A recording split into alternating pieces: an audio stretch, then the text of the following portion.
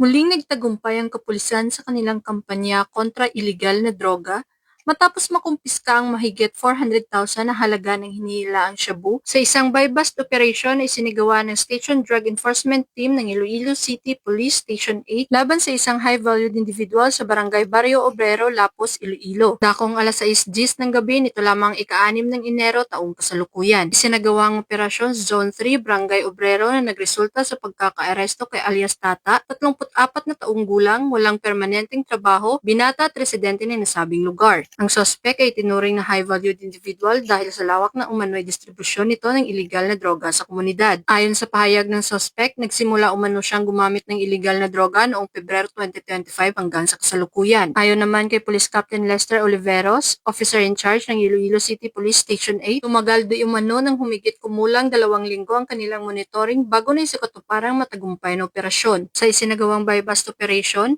isang sachet ng hinilaang shabu ang nabili mula sa suspect gamit ang 6,500 na buy-bust money. Nang arestuhan ng suspect, na-recover pa mula sa kanya ang 10 sachet ng hinilaang shabu na nakalagay sa isang coin purse kung saan naroon din ang buy-bust money. Ang kabuuang bigat ng nakumpiskang suspected shabu ay umabot sa humigit kumulang 65 na gramo na may tinatayang standard drug price na 442,000 pesos. Kasalukuyan sa kustudiya ng Iloilo City Police Station 8 ang suspect at nahaharap sa kasong paglabag sa Republic Act 9165 o ang Comprehensive Dangerous Drugs Act of 2002. Patuloy ang panawagan ng Philippine National Police sa publiko na makipagtulungan at magbigay ng impormasyon upang tuluyang masugpo ang iligal na droga at mapanatili ang kapayapaan at kaligtasan ng bawat komunidad. Mula dito sa Police Regional Office 6, ako ang inyong Police News Network Correspondent, Patroluman Ledeline Bansagon, alagad ng batas, tagataguyod ng Balitang Pulis.